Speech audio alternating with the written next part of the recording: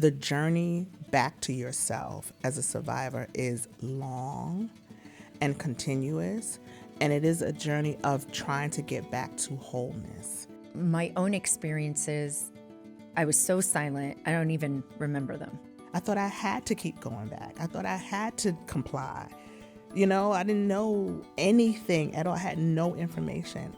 And I was a smart girl. I mean, I have my own experience of that, of holding a certain kind of collective energy. Yeah. But you were holding so much collective energy. I'm thinking about the little girl whose gym teacher's doing Yep. that, whose coach is doing Yep. that, whose teacher's doing that, right? Nobody came to my school to Oh, talk yeah. to me. I mean, we got David Toma to tell us not to do drugs. You want to talk about how much money you spent? And my child had to go into hiding? Unwanted sexual experience. Never heard that phrase till I was in my 40s. These two women stopping me in JFK. One woman tried to spit on me, and I was like, rest your understanding on this.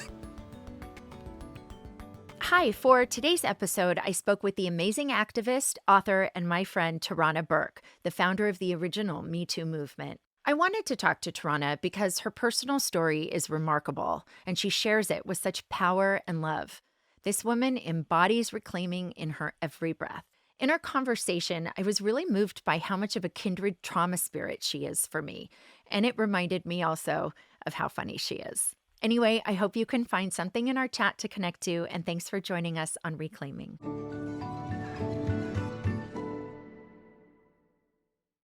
Thank you to our presenting sponsor, Audible. Explore over 1 million audiobooks, podcasts, and exclusive Audible originals that'll inspire and motivate you. Visit audible.com/reclaiming to find your next listen. Thank you to our exclusive fashion partner, Reformation. I honestly can't tell you how many of their pieces have become my go-to favorites. Their sweaters have this incredible way of being both polished and comfortable. And in fact, when we recorded my own reclaiming story for the podcast, I was wearing the same Reformation sweater as the producer interviewing me, but thankfully we had the Clara on in different colors.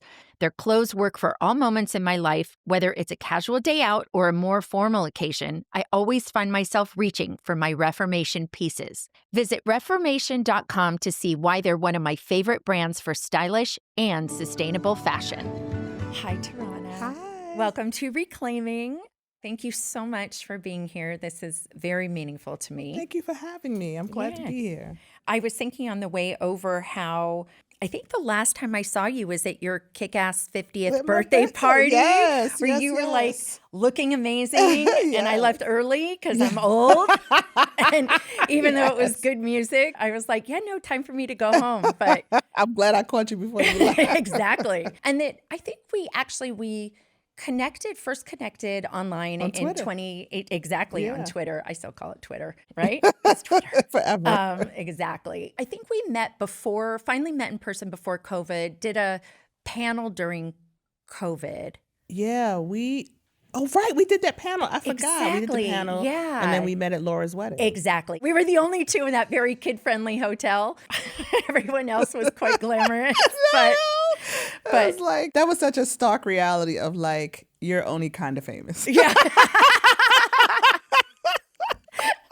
And then we had that long flight home with 8 million connecting flights. Yeah, And so, yeah. but it was nice It was because fun, though. we got a chance to, I felt like I got a chance to spend more time with you Yeah. and get to know you more. And this is just so meaningful to me to have you here because I think you've got some of the most powerful reclaiming stories ever. And interestingly, I find that when I think about it, like it's like you have a reclaiming story nested within a reclaiming story nested within it. So I mean, it is you're sort of the queen of that in many ways. Oh, well. Feels like it sometimes. Yeah. Yeah. I'm like, lucky you, lots of trauma. Here's your prize. Exactly. I'll wear it right here. I guess as the creator of the Me Too movement, I was thinking that it might help people just to orient more to kind of hear an origin story because you started, I mean, I always think of it, I probably read it somewhere, but I always think of it as Me Too 2.0, the hashtag online, because you started Me Too about 10 years prior to that, And right? As a movement. Yeah. In 2006, I'd started this work under the name Me Too Movement in Alabama. And then I moved to Philly and was doing it in Philly. And so that work, there was really no social media then. I mean, we had a little thing on MySpace, but it was like, what's up, Tom? Right, From exactly, MySpace, right? exactly. This was me going into schools at first, and actually because of MySpace, we started working with adults. But it was me going into schools, junior high schools and high schools, with young people, and using my story and their stories to talk about like the commonality that we had amongst this trauma that these young girls had experienced, to say like there's a commonality in your trauma, and there's also power, and how can we build on that power to build leadership, to build healing, and to take action against this. Not really what went the thing that went viral, but in a very similar way, the same things that my girls needed when we were having our meetings is exactly what these women who were looking for when they were saying Me Too to each other across the internet. So it wasn't very different. People were looking for empathy, they were looking for understanding, connection, and community. And they were looking to be seen and heard and believed. Yeah. But starting, and then we could go backwards a little, of the moment when Me Too 2.0 went viral. Oh, yeah. If you can tell me that story, what happened then. And the Weinstein thing was unfolding. And that time on Twitter, there was always sort of like a movements, right? There were all these little flash movements that would happen. Something would happen in the public sphere, and then the social media would respond to it in some kind of way. And I do remember very distinctly there was like this call for women to like have a day without women on the internet, right? As a response. And I remember, it was funny to me because I remember Black women and other women of color were like, no, like we're not participating in that. Like when Black women like Leslie Jones, there was like a Leslie Jones, the actress, had been doxxed and treated really badly, and people did not respond to it. Right? They didn't rally around her in the way that Black women thought they should. Yeah, they were like, no, we're not doing that. And so there was this sentiment that what was happening in Hollywood and with the Weinstein thing was sort of like white women and, actresses. So when that Sunday, as Me Too started going viral, I got text messages from people, and they were varying text messages. Some of them were saying, oh my gosh, congratulations, I'm seeing your hashtag everywhere. And then I got messages like, hey, is this you? Like, because people knew that it's not something that I would do, right? They were like, is this you? Like, I'm seeing Me Too. Like, did you start this? Did somebody take this? Like, you should get online. And then by the time I got online, I had to like call my daughter and be like, help me find this. Like, what's going on? By the time I got online, it was starting to go viral. And I was like, oh my gosh, because I didn't start the hashtag. Alyssa Milano had started the hashtag. So just to, I'm just trying to refresh my memory. So it's fall of 2017, Fall of 2017. So Harvey Weinstein accusations have come out. Right. And the 2 articles have hit. Right. And then Alyssa Milano does the tweet. Moment. And so it's the moment when Alyssa does that tweet that now this is going viral and you start hearing. Right. Okay, right. Yeah, there's a call to action. Like if all the women who have experienced sexual harassment, sexual violence would post Me Too, that maybe people could see the magnitude of it. And women start doing that. And in doing that, they're also posting their stories. They're saying, what happened to them. And it goes viral. And in fact, there were 12 million responses across social media in 24 hours. 12 million? Yeah. It's one of the largest hashtags in the history of social media.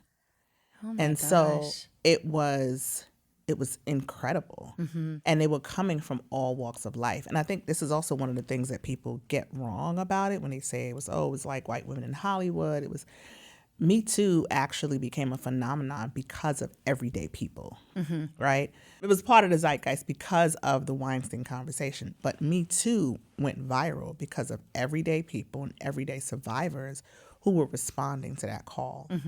And we don't think of the internet as a safe space. Most people don't, right? No. Exactly, right?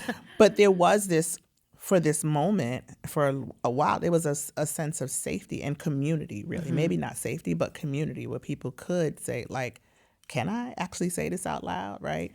And that's what happened. And that is what happened when I created it, right? It was like, this was a way for people, for survivors to communicate with each other in short form, in shorthand, to say, it doesn't matter really what happened or how it happened or what the details were, but if it happened to you and it happened to me, I know who you are, right? I know what you're going through. I know what you're holding. I know what that is. There is power in empathy, and survivors, we give that to each other. And that's what happened when it went viral. And so it goes viral. Alyssa doesn't know who I am at all. And then people, because I at this point had been doing the work for more than a decade, Right. start going at her. Like, there was this other phenomenon that had happened online a lot, where Black women had created work that had been stolen or had been taken or had been undermined. Again, that should be underscored here. That's not what happened. Alyssa Milano did not know who I was. Right. There is It was an innocent It mistake. was innocent. And in fact, she reached out to me after she had gotten so many tweets at her saying, "Where's Tarana Burke? What happened to her? This is Tarana Burke's work," that she inboxed me and said, "Hey, I didn't know this was something you started. How can I be of support to you?"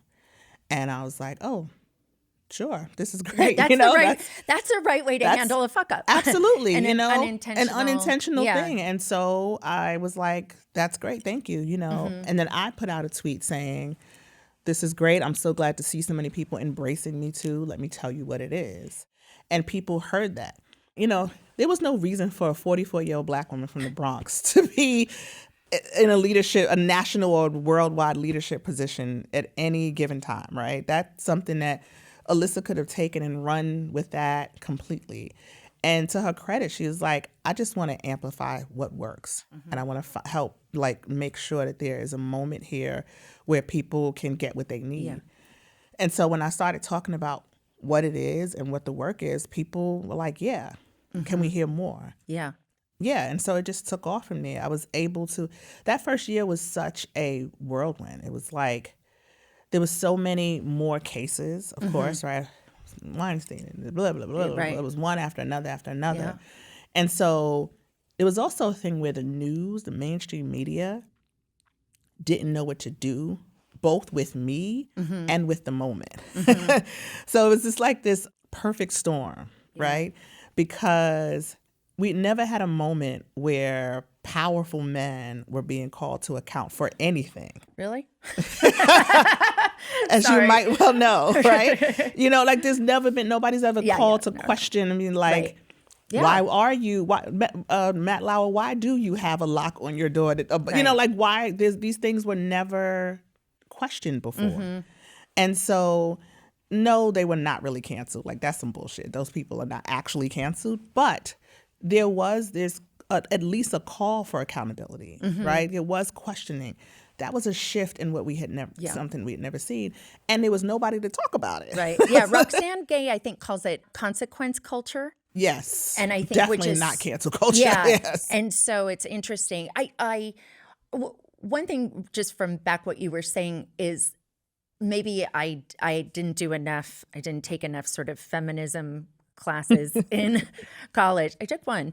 It was interesting to me because 2017 was when I, as a white woman, came to understand about intersectionality. And that, I think, is some of what you're talking about here too, of the recognition, sort of how is the media dealing with this? How are we recognizing these kinds of stories from more lenses and perspectives, right? Than what we might normally. It was incremental though, right? Because we had, the whole reason why there was even a recognition, I think, is because these were maybe obviously not as powerful as these white men, but you had these white women in Hollywood who were saying, this hurts. We have been impacted by this. There's no way that if the women had been, first of all, Gabrielle Union or, Taraji or whatever amazing Black women actresses, who, by the way, have all seen their fair share of the same things. I'm sure. That we would have had the same impact, right? And so it's the reason why, it's who those women were, is the reason why I became cover stories and what have you. In fact, we had all of that response, and then Lupita came forward and had a different response. Really? Well, you know what? Here's what's telling. I don't remember that. Yeah. In that situation, when those women came forward about Weinstein, it was, all the same response. When Lupita came forward and said that she'd also suffered at the hands of Weinstein, he said, no, that didn't happen. And she didn't get the same response. Same thing around R. Kelly. Like Black women have been screaming at the top of our lungs about R. Kelly for 10 years before MeToo went viral. Wow. But the R. Kelly did not come under scrutiny until after MeToo went viral, and then a group of Black women started something called Mute R. Kelly, right? Okay. Because there was an opportunity now for people to hear. Is it Dream Hampton? Yeah, Dream Hampton is her name. Right, Dream and she did the documentary on R. Kelly. She did the documentary, right? but prior to the documentary, there were two women. Yeah. They started something called Mute R. Kelly. Okay. Which was their own movement. Right. And it preceded Me Too, but because of Me Too, it got amplified, right? So the intersectionality part is, understanding that sexual violence is so complex and it affects the most marginalized people in the country way more, right? And we never get to have those conversations. That's still difficult. Right. It's still a difficult conversation to have. It's still, we've got to have it a little bit more. And in fact, it's a complex thing because as a Black woman who represents this movement, part of what my work is about making sure that people understand that. And it's been really hard because I represent all survivors, right? But my work is always to sort of amplify and center the most marginalized and the most impacted. And that initial year was really hard. It was so hard to do that because people didn't want to hear it. Yeah. Well, I think even though you had been an activist for a long time and so we're sort of used to stepping forward in some ways, it wasn't necessarily on that big stage. And I hadn't thought about this until just now, of that you also experienced, like I did, this experience of being thrust from sort of 0 to 60 in terms of losing your anonymity and your privacy. Overnight. Yeah, exactly. And what that I literally that all means. was going to work every day. I lived in Harlem, was going to work in Brooklyn. I was at work. This was another thing that Alyssa did. She was called to be on Good Morning America, and she asked them to bring me on. And I was at work, and they called me, and they said, we want you to come on Good Morning America. They filmed it that evening. So I left my job, and they sent a car for me. I get to the studio. I filmed for like 20 minutes. And then the next morning, they aired. It was like 3 seconds, But I was on Good Morning America, like 2 days after this thing goes viral, right? And I never looked back from there, from like working every day to just being in the spotlight. So my life it completely changed, like completely. And there's no roadmap. There's no, there's nobody to come. There's no consultant to hire, right? Well, and I think most of the time people who are working hard and maybe working a long time to step towards being in that limelight, and they usually have a lot of resources, both just whether it's people around them or the money to sort of, I remember in 98 we ended up having to hire a bodyguard and, same. And it just, it's just like, listen, wait, how do you fucking get a bodyguard? Like, no. I remember these two women who tried to attack, who came after me in JFK. Now, first of all, I'm from the Bronx.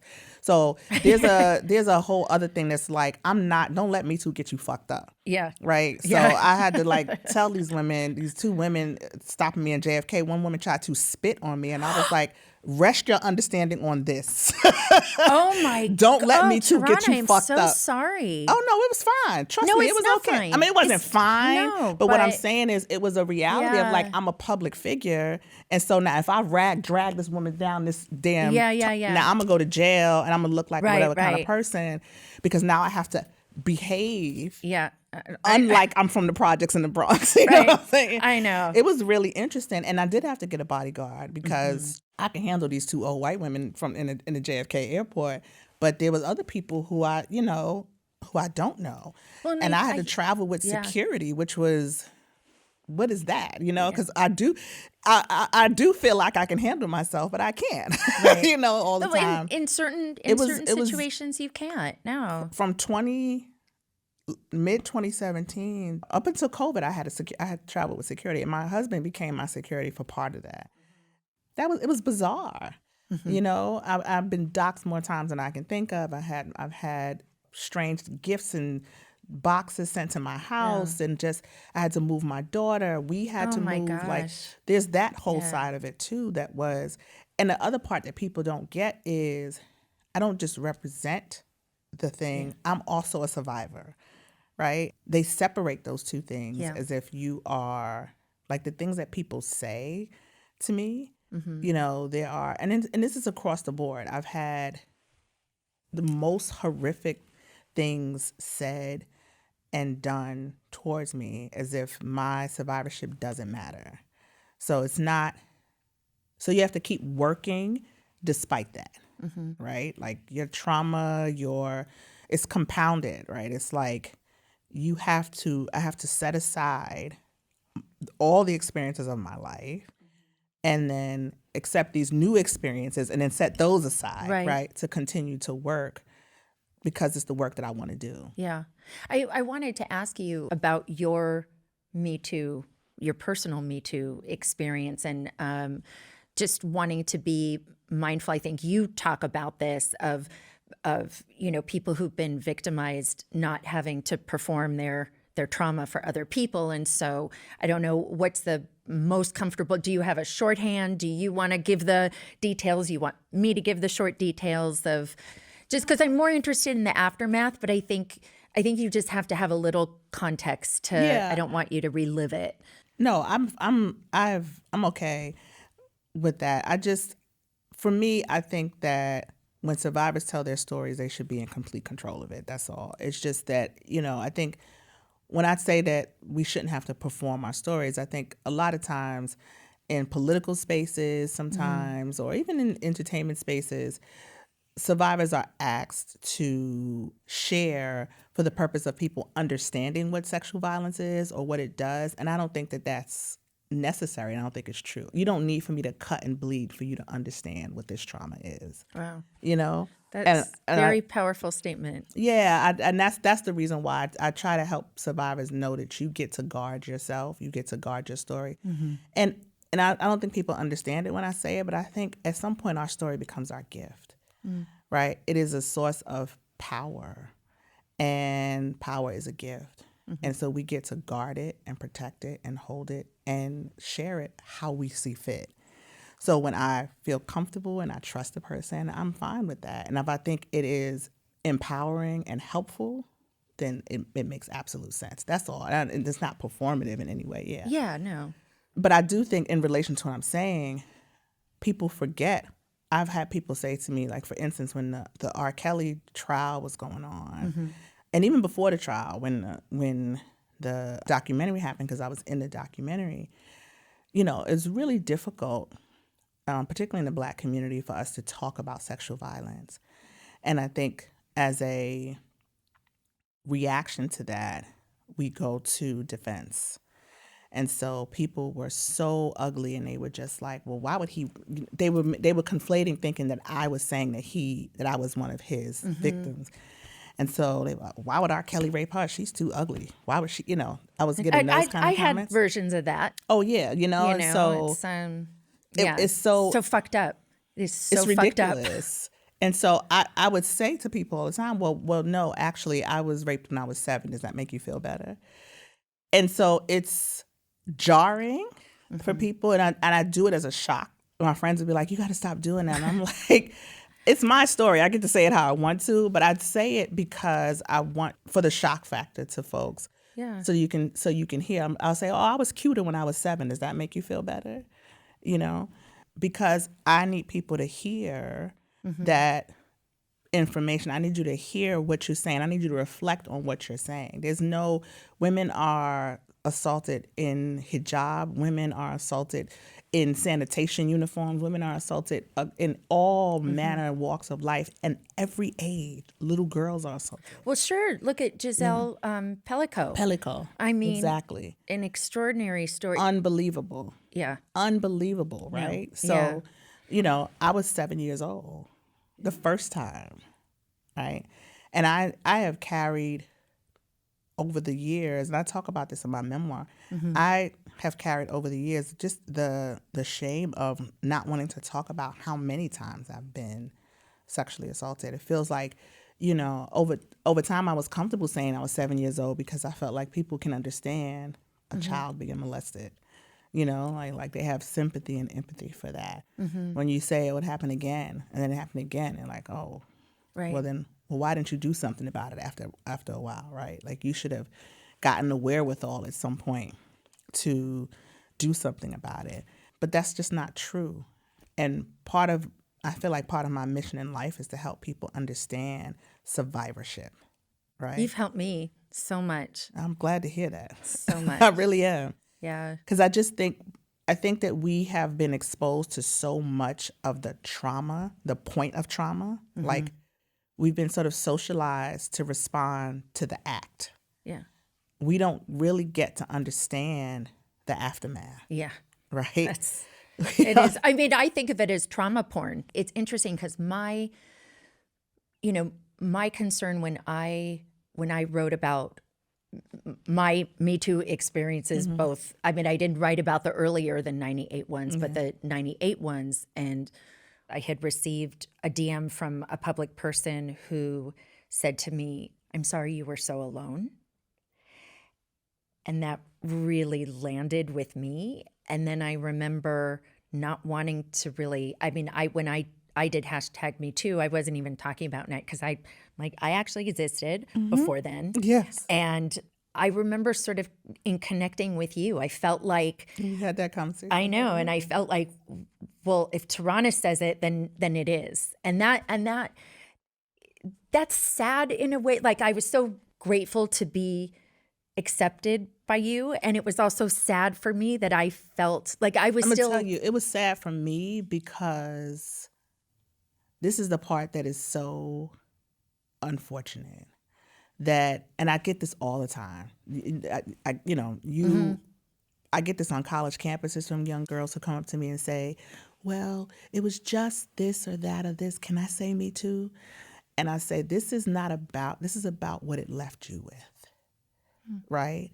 There are some people, there are some young people, there are some people who have experiences and it did not leave them with the same kind of mark. Right? It did not leave them, and that's okay. That's every person's individual experience. And you know what's so interesting? Because we're the same age, right?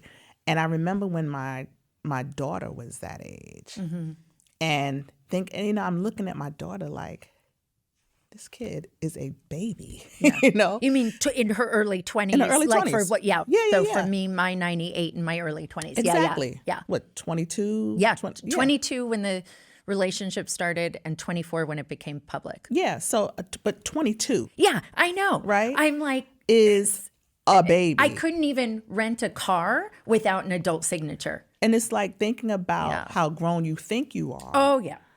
And also putting that up against the fucking president of the whole United States. There's not more power than that. Yeah. When we talk about a lot of abuse is about power dynamics, right? And so you can't really garner much more power than that. Right. I don't care what you want to call consent. I don't care. These are the arguments. I'm conjuring up the arguments I've had.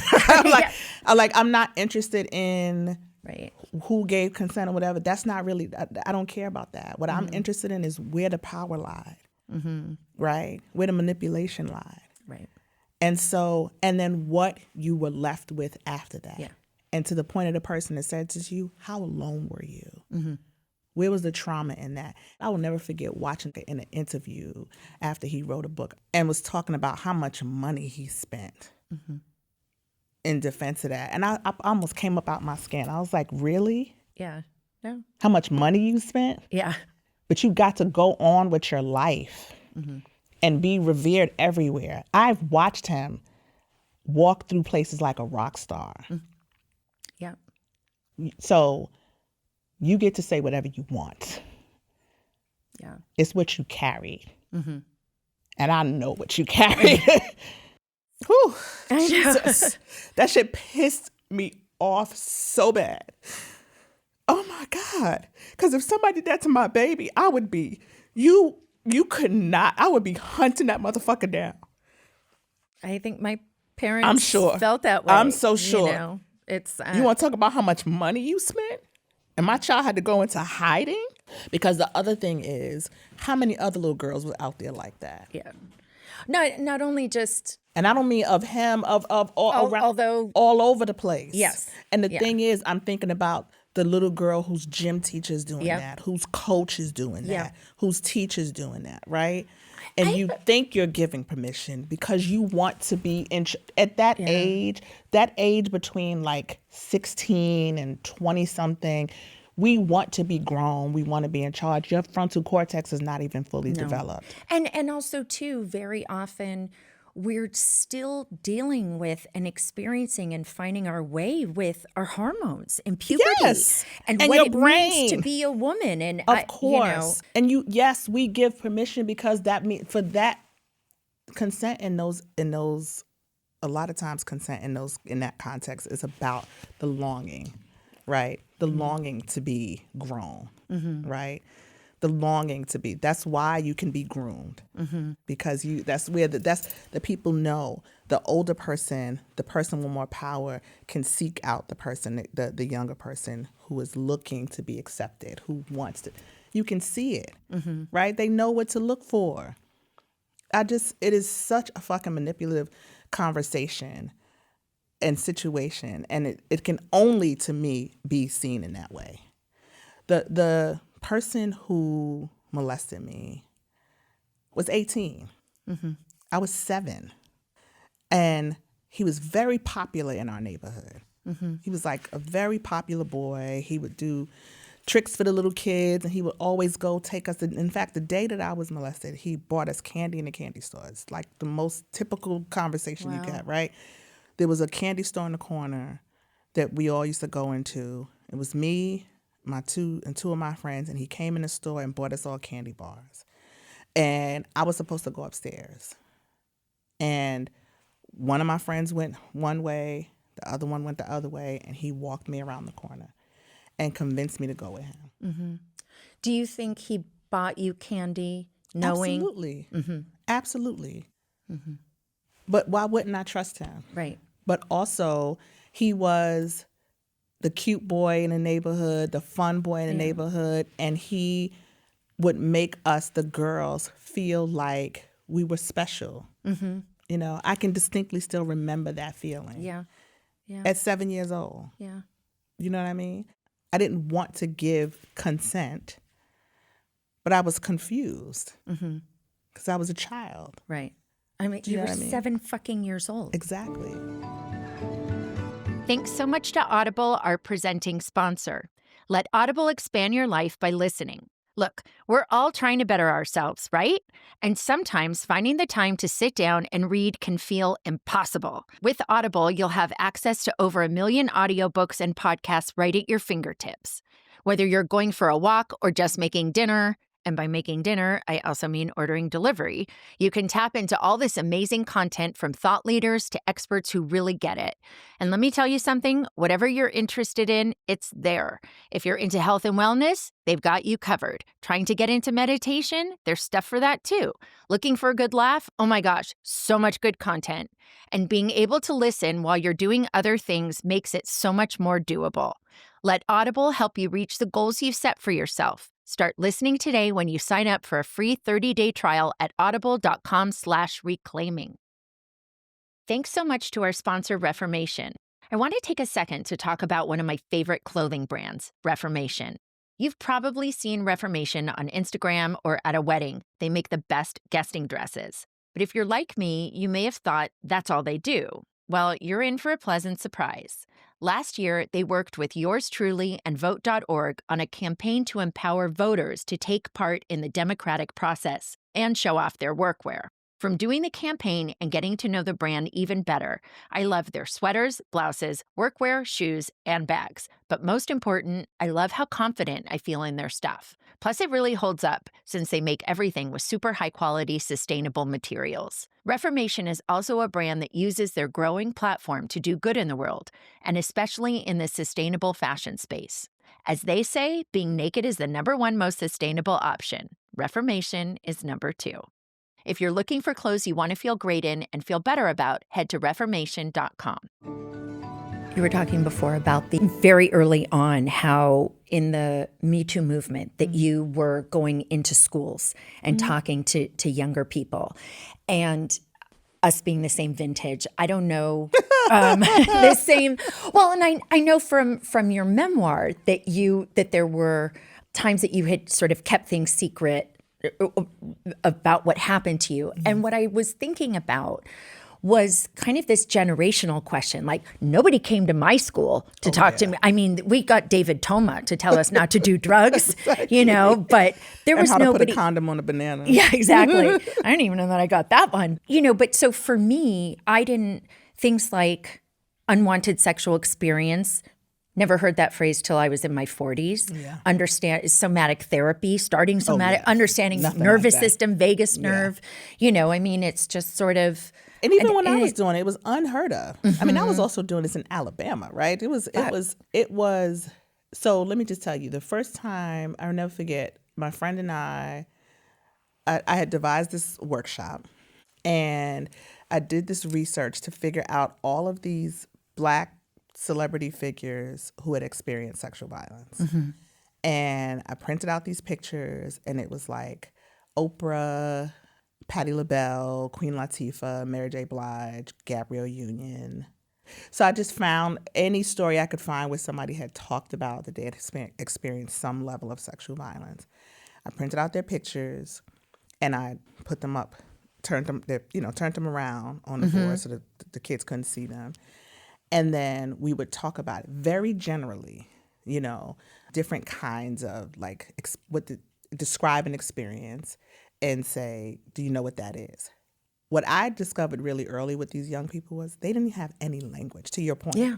They'd never heard molestation. That's not maybe on TV or something like that, but they'd never heard any of these words. So we literally gave them language. Yeah. And then we would turn the pictures over. And it was such an incredible thing to see them go, oh, no, not Gabrielle Union, no. Wow. Oprah, no. It was something about them connecting a thing that may have happened in their life happening to these celebrities that normalized it in a way that made them feel like, oh, maybe I'm not bad or crazy or terrible, right? Like there was something about that connection for them. Once they saw themselves, it happened to me and it happened to Oprah. Yeah. And Oprah's still success. It happened to me and it happened to Mary J. Blige. Wait, but how did she become Mary J. Blige then? Because I feel like crap. So what happened between here and there? And then I would just fill in the blanks. Well, yes, that happened to her, but she still became a success because this doesn't define you. I was trying to create something for them that felt hopeful. And I know they love these celebrities so much that it made them feel hopeful. And I'm telling you, Oprah was always the last person. She was always the last one we turned over. And, you know, they would, ooh, and ah, and oh my God, da, da, da. And when we turned over Oprah, they'd be like, no way, Oprah Winfrey, no. You know, because she's like larger than life. Of course. And we go, yeah. And it's funny because it feels like so many people know Oprah's story, but little kids don't. Yeah. But what's also interesting to me about what you're saying is they already understand that from society's perspective, there's a shame there, right? Because this thing of the shock that this thing has happened to someone else and they're still successful, you know, so it's interesting. I was thinking about how, you know, it'll be interesting to see what these younger generations who are growing up with those what those experiences are like. Because I think about my mom. Well, you know, she'll sort of talk about she'll call them quote unquote uncomfortable experiences. Oh, yeah. And she'll sort of, just say a little thing, but I know she doesn't want to unpack it. She's a boomer, so that's so what different. And then our generation has been in this very, I think, interesting place of the language coming around. And how we start to look at that. But these younger ones, younger ones are different. So those kids would probably be millennials. Okay. The kids that I was dealing with, because I was in my 20s and they were young teenagers to middle school. Right. So they would probably have grown up to be millennials. Yeah, now. yeah. And so I would say the next, what's the next one? Gen Z, right? Yeah. Yeah. I know. I'm like, don't get me with the alpha and the beta and the. But these kids, the Gen Z and after, I love them. They are the ones who grew up. It's so funny to me now when I meet kids who are like, oh my God, when MeToo, I remember MeToo, I was in the 7th grade. Like, oh gosh. Or who say stuff like, I did a history project about you. Oh yeah. Oh yeah. No. I you were in my history class. Yeah. Lovely. So, but they grew up with the language. They grew up knowing about it. So they have way less shame. They have way less tolerance. Are you able to recognize how just even your work is shifting transgenerational trauma? I mean, Some. The impact of that. I don't know how you hold so much. You're holding so much. I mean, I have my own experience of that, of holding a certain kind of collective energy. Yeah. But you are holding so much collective energy. And I first of all, thank you. Thank you for doing that. No, really, thank you for doing it. But I don't know how you do it and keep your mental health and Well, who says I have that? It's like someone says, "Oh, you're so normal." I'm like, But no, I think part of it is I'm not alone, right? I get it's the thing about doing shows like this is like I sit here by myself, but I run an organization. I have an amazing team. Danny Ayers, who is the CEO of MeToo, is one of the most amazing human beings, like walking the face of the earth. I could not do this work without her. So that's part of it, is I don't do this alone by any stretch of the imagination. In your memoir, in Unbound, you talked about this thing, and I was so fascinated by, of that you called it cover sin when you were a kid. Yeah. And I was like, this is some interesting trauma math. I know my own version is. So will you talk a little about that? People love that. It's so funny. And and the funny thing about it is how many people have told me their own versions of it. Yeah, exactly. So when I was a kid, Catholic, I used to, in Catholic school, you go to confession. Yep. And so I was I was going through molestation from 9 to 12 years old. I was so traumatized by what was happening, and I was so deeply shamed by what was happening that I felt like, one, I felt complicit in my own abuse. So I didn't understand that what was happening to me wasn't my fault at all. I didn't get that understanding until years later. So when I would go to confess, I wanted to confess what I was doing wrong, but it felt like it was so bad that I couldn't tell God.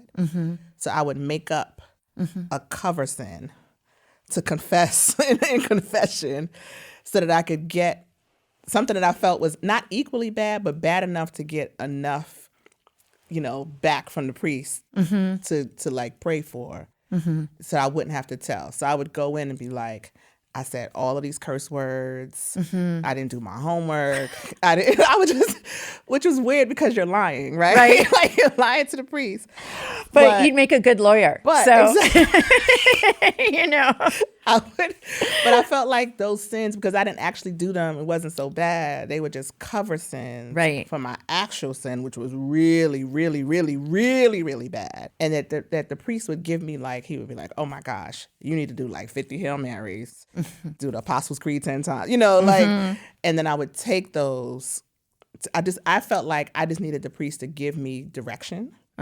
And so he would give me the direction for my cover sins, and then I would go back out into the pews and I would do all these prayers.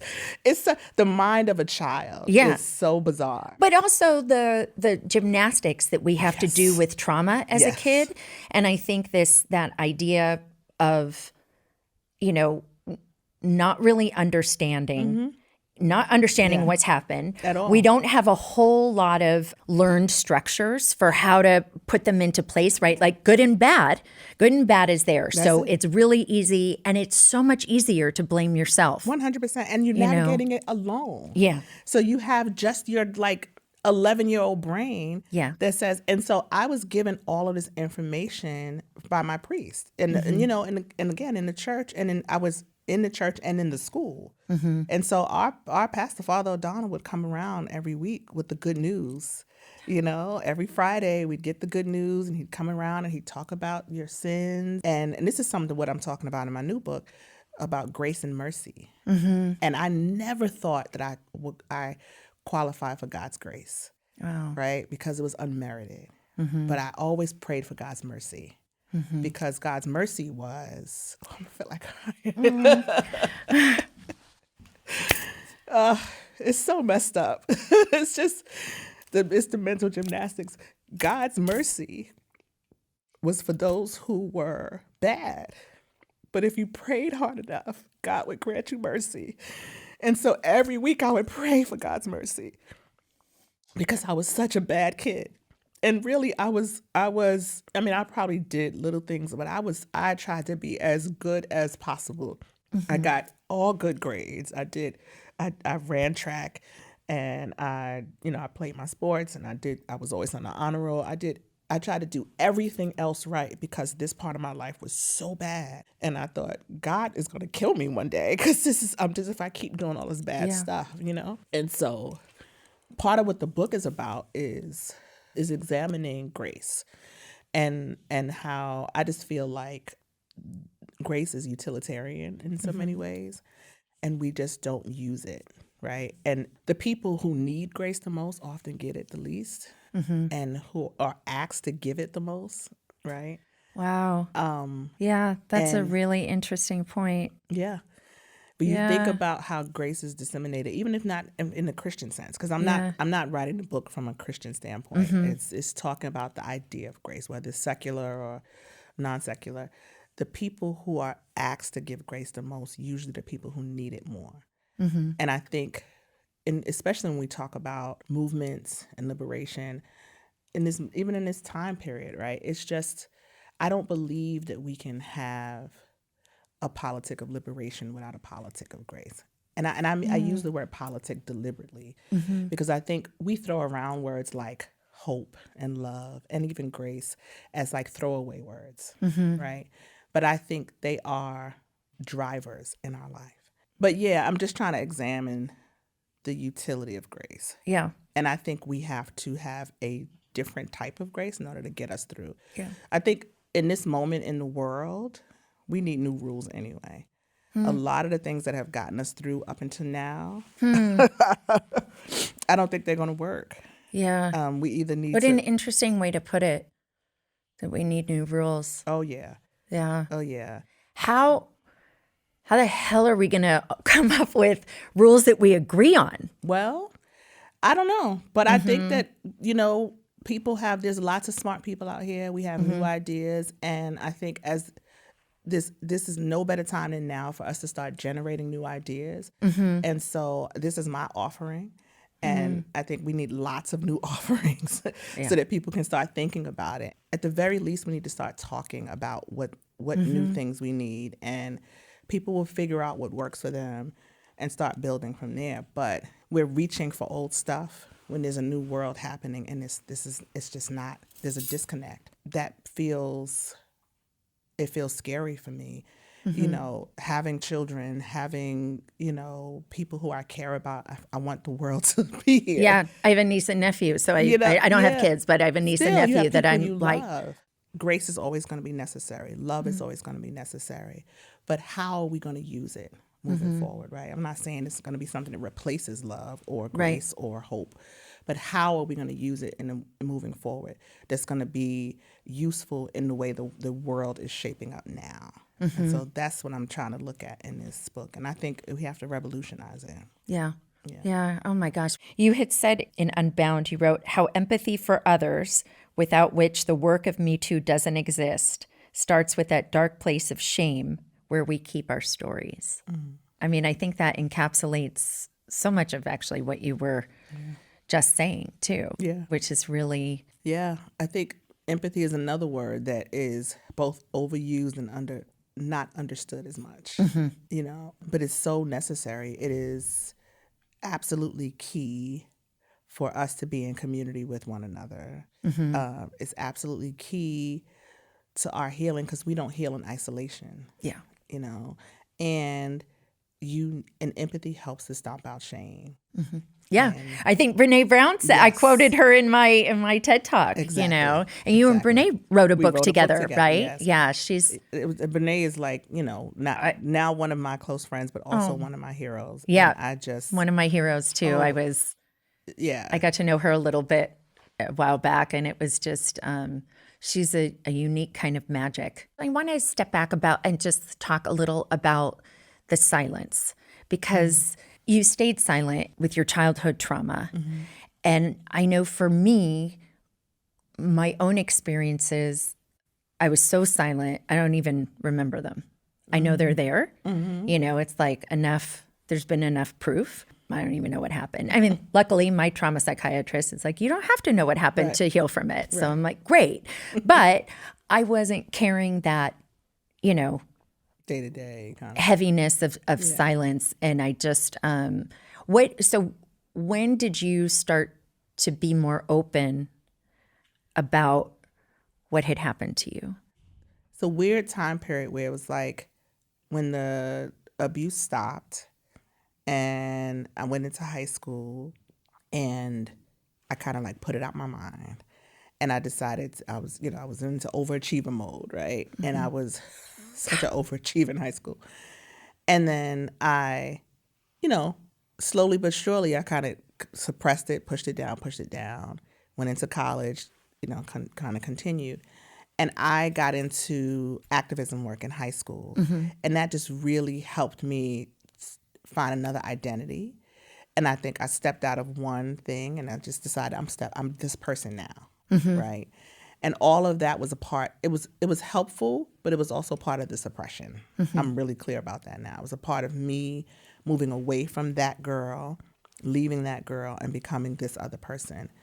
And the thing I know now, we know is that it's just not possible. It's integration that has to happen. It does, yeah. And so I had disassociated and thought I left this person behind, and she would creep up on me every now and again. And I would just be like panicked. Like, no. I don't know that. I don't want that person. And so in my early 20s, right out of college, I started working with young people. And the more I worked with them, the more it started coming back. Okay. And so I was trying my level best to keep that away. And then one day and I write about this in the book, when I was working with this young girl who just broke me wide open, because in the organization I was in, we would talk about trauma all the time. People would confess and that's funny. I would sit through all of that like, that's so sad. I'm so sorry that happened to y'all, you know? Oh, never. Wow. Never not thinking that's like my experience, or I know what that feels like. I didn't even. Oh, wow. As a young person in camp, I never talked about what happened to me. I listened to people talk about it, but as a young adult in camp, when the kids started talking about it, it started affecting me. When my peers talked about it, I didn't. Yeah. I would comfort them and console them. But the kids started getting to me. And this little girl got to me bad. And I call her Heaven in the book. And when Heaven broke me, because she was looking for the thing that survivors look for, which is empathy, which is some connection. And I just couldn't give it to her because I had built a wall around myself to protect me from that. That was like, no, I don't do that. You know, I tried to send her away. I don't do that. I had built a completely false life that was like, I give, I serve, I don't do that. I don't connect. And so, gosh, it's hard to imagine you like that. Yeah, I was 22, right? Right. I was just like, I had decided, I it's a thing that you can't do. I decided I was going to be this person, right? And it just wasn't real. And I don't even know that I like wrote it down or made a decision, but somehow I just created this thing and it was working in my mind. And she was tearing at the fabric of that, and I was so scared. And then just in an instant, when it happened, I remember thinking, this is not going to work. I can't have both. I so desperately wanted to work with these kids, work with these girls. I wanted to help them. I wanted to because I could also see so many of these girls were going to be going down a path that happened to me, right? I was hearing all these stories of things that would happen to them in their communities, whatever. And I'm like, there's no way. I can't be this person that's protected and protect them. I can't do both. So I needed to figure out how to fix me so that I can be for real for them, because that's all they wanted. They needed a real person. And that's where I started to. And the interesting thing is, I didn't have anything. I wasn't like, I'm going to go to therapy, right? Okay. Did you go to therapy ever? Oh, I did. Oh, I've done so much therapy. Okay. But it took time. I didn't have money back then. Yeah. I didn't have, I had insurance maybe in my first job, but like therapy just wasn't like a thing. This was like 96. Yeah. Yeah. I had a therapist from a young age. But I think it's different in the Black community though. We don't really. I was wondering that. Yeah, I don't know anybody. I feel like we started talking about therapy in the 2000s. Okay. maybe, You're with the Brits. So I had my first therapist in 2010. Okay. That's wow. My first therapist I had, or 2009, somewhere around there. Okay. I did a group situation in a little earlier than that. And it was like this group of women, and I did a church situation before that. But my actual first legitimate therapist was 2010.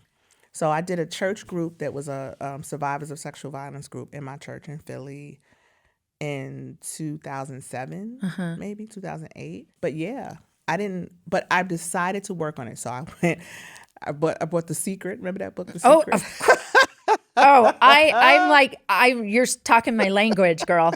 I'm very woo-woo. Now, those first years was all self-help. It was Deepak Chopra, and it was The Secret, and it was Iyanla Vanzant. It was anything Oprah Winfrey put out.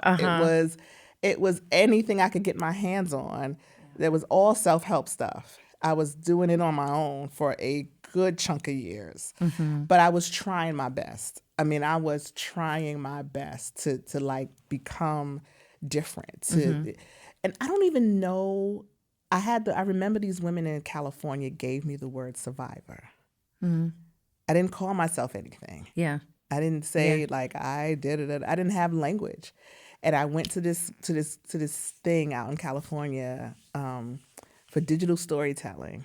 And it was this group of women, and they were sitting around after that thing, and they were talking about, I don't know how the subject came up. And I said, I was feeling proud to say victim. Right? Like I was a victim, and they were like, oh, no, sister. They were older women. They said, we don't say victim. You are a survivor. Yeah. And to this day, I can feel that feeling washing over me. And I was like, oh. Yeah. And they were like, they held my hand, you know, and they were like, no, you survived. You survived. And I was like crying. And they explained to me why the language survivor was important. And I was like, oh, okay. And that had to be, I don't know, 98, 99. You know what I mean? Like, it was very incremental. And everything I got, I brought to my kids. Every little bit of stuff. Wow. Every little bit of thing I got, I would bring back to my kids and be like, hey, y'all are survivors. You know? Yeah. It was just slowly but surely building this thing. So by the time I got the words Me Too, that was 2005, 2006, you know. But by then, before you had gone into therapy. Oh, way before therapy. Oh, interesting. Yeah.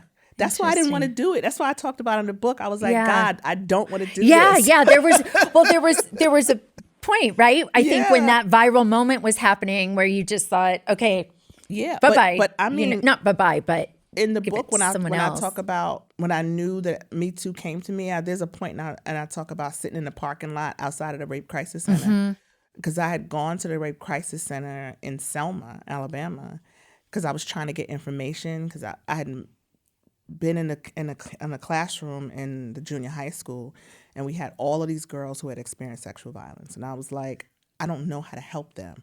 So I went to do what you're supposed to do, get a professional. And the guidance counselor in the school was no help. And the community people were telling me to just go to their parents. And I'm like, that's obviously not going to help. So I was like, oh, there's a rape crisis center. Let me go by there. And I went to the rape crisis center and they told me, oh, we don't take walk-ins. They were like, you have to go to the police station and fill out a police report, and then they'll refer you back. And I was just, this was like 2 days of trying to please, somebody help me. I just want to help these kids. Oh my gosh. And that was my last stop at the Rape Crisis Center. And I left the center. By the way, the Rape Crisis Center was situated next to a halfway house. Oh, no, it was beautiful. Oh my gosh. So I left the Rape Crisis Center. I went and sat in my car, and I was like, God, why are you doing this to me? I don't know what to do. I don't know how to do this. I don't want to do this. But I knew it was put on my heart. I was like, okay, I know what you're doing. I see what you're doing. Right. I'm clear. And I was like, I don't want to do this. But it was such clarity in this is how things happen in my mind all the time. I'm like, Moses, it's like, this is you, know? And I was sitting in my car like, God, I don't know what I'm doing. I don't want to mess these kids. And that was my thing. I was like, I just don't want to mess these kids up. Yeah. Like, I'll do it if you give me something. Give me a manual or something. And I basically went home and I tried to think about what could somebody have told me at 12 that would have changed the trajectory of my life. What could somebody have, like you said, nobody came into a classroom and told me anything. And then that's when I started with the definitions. Wow. Nobody, when it was happening to me, it was like, I thought I was complicit because I didn't know what it meant to be molested. I didn't know what that meant. I thought I had to keep going back. I thought I had to comply. I didn't know. I thought I was going to get in trouble if my mother found out or my father. I didn't know anything at all. I had no information. And I was a smart girl, right?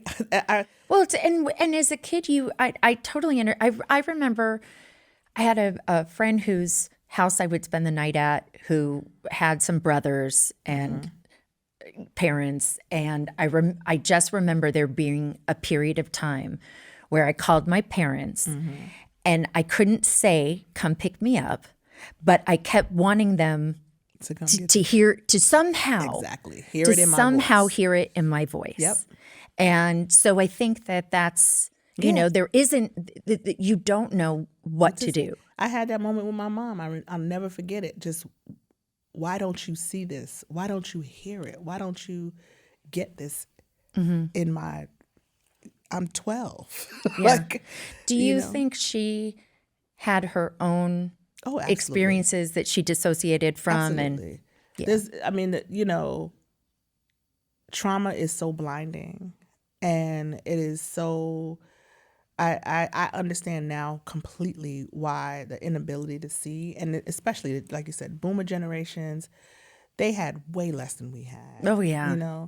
I think my mom has had more healing in the last decade than she had her whole her whole life. Well, especially for women. I mean, we couldn't even get if we were married, we couldn't get a fucking credit card with our name on it. Yeah, I think until the 70s, support. Right? Yeah. So thinking about trauma and healing and all the rest of that, it wasn't even.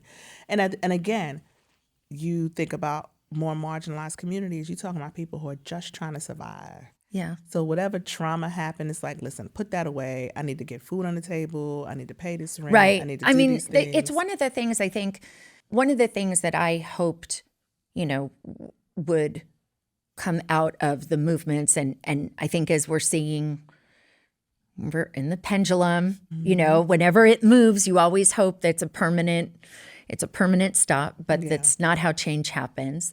But one of the things I think about a lot is, how do we help the survivors? How do we help people? Because it is expensive to get help, and it's a lot of resources. It's time and money. Yeah.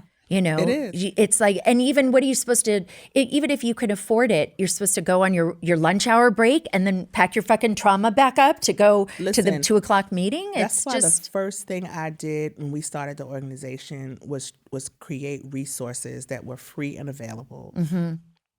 I think that what people don't understand, talking about reclaiming, what people don't understand is the journey back to yourself as a survivor is long and continuous, and it is a journey of trying to get back to wholeness. But it doesn't happen overnight, and it doesn't happen in a straight line. And, you know, we've heard all these things. What you needed on day one is not what you need on day 301. Mm-hmm. And so people need various types of resources. And what mostly exists out here are a lot of the resources that exist are for immediately after it happens, mm-hmm. right? So call the crisis line, right, and go to the police or go to the hospital. You know, which is obviously very necessary, but there are not a ton of resources for. Oh God, I was watching this show and it triggered this memory, and now I can't go to sleep. Or, mm-hmm. You know, the millions of us who are still living with that albatross around our neck that we have been slowly trying to pull off for 25 years or mm-hmm. 10 years or whatever. And there need to be resources for that, because that's an ongoing battle. All the time I meet survivors who are like, oh my gosh, I can't wait to get like you. I can't wait to be healed. I can't wait to get where you are. And I'm like, let me tell you something. I'm still afraid of the dark. Yeah. Right? Yeah. This is an ongoing battle. In fact, I have to reclaim my life every day. Mm-hmm. It's a decision, right? And I don't make the decision every day. I'm not able to every single day. But I'm so grateful that I have more days than less days, mm-hmm. right? Like I have gotten to the point where I've trained myself. I have enough information and tools that I can say, today I'm surviving. Yeah, but it's fucking exhausting. It is exhausting, which is, again, why we don't do it in isolation. Yeah. You can't. What I do have is I have a community that recognizes the days that I'm not, that says, you're all right. Mm-hmm. You think you're not all right, but you're all right. Mm-hmm. I have a person who loves me, who can look at me and be like, what's going on? Mm-hmm. What do you need? Yeah. What's happening? Yeah. Right? I have people and who understand me in such a way that they can hold me up when I really can't hold myself up, which is why people think that you're doing so well. And I'm like, maybe. Yeah. Depends on what angle you look at. Yeah. Right? And so it is just, it's really important. The story, that the narrative that survivors understand is so much more important. They need to know the reality of what it is to survive. Yeah. Right? Yeah. More. That's going way back to what you said. It's way more important than the story of what happened. Mm-hmm. It's the story of what happens after. Yeah, the aftermath. The aftermath is so much more important. Yeah. Well, I feel like you answered this. Our last question that we ask everybody on the show is, what is something you're wanting to reclaim right now? And the answer could be anything, a part of your identity, an emotion, a place, a thing. I don't know if there's something beyond you reclaiming yourself every day. That's a fucking good reclaiming, Tarana. That's a good reclamation, baby. I do. I try to reclaim myself every day. And it's a lot of me, you know, and sometimes it's different parts of me. You know, I have to sometimes reclaim my heart. I sometimes have to reclaim my brain, you know. There's a different part of me that I have to decide every day, my whole self. But it is the part of what happens when you experience extreme trauma is you get broken up in a particular kind of way. And the truth that people don't like to say, that like, you're not broken. No, I'm not broken. Mm-hmm. Because I've worked really hard to pull myself back together, and I'm not the same. And I'm okay with not being the same, but the truth is I have to fill in those gaps all the time. Right. And it's okay as long as I get up and I keep going. But I am very conscious that is what my life is. And that's just the truth of it. Yeah. And I think we have to be honest about that truth. It's not a bad truth. There's a lot of joy in my life. Mm-hmm. There's a lot of joy. I laugh a lot. I live a lot. I love a lot. There's so much good in my life. Mm-hmm. And There are days when I can't get out of bed. There are days when I'm extremely sad. There are days when I feel really desperate and hopeless. And I balance that out with all this other goodness. That's just what's true. And I think that's true for a lot of people. Yeah. I cannot thank you enough for doing this. Not only just for me personally, but I just know this is going to help so many people. And you've already helped so many people. But so. I'm very grateful to you. I am too. I'm so glad we got to spend more time together. I know. You know, it's funny. That's like one of the things with this podcast is I've had a lot of friends on, and I feel like, gosh, I don't get to. There's only way I don't get to sort of, exactly. you know, sit and have an hour and a half, 2 hour conversation where there's no one else around, and we just get to go deep and connect. And I just I feel so grateful. But I just thank you for coming and bringing all of you. And I hope you don't have a vulnerability hangover, as Brene calls them. But if you do, you call me.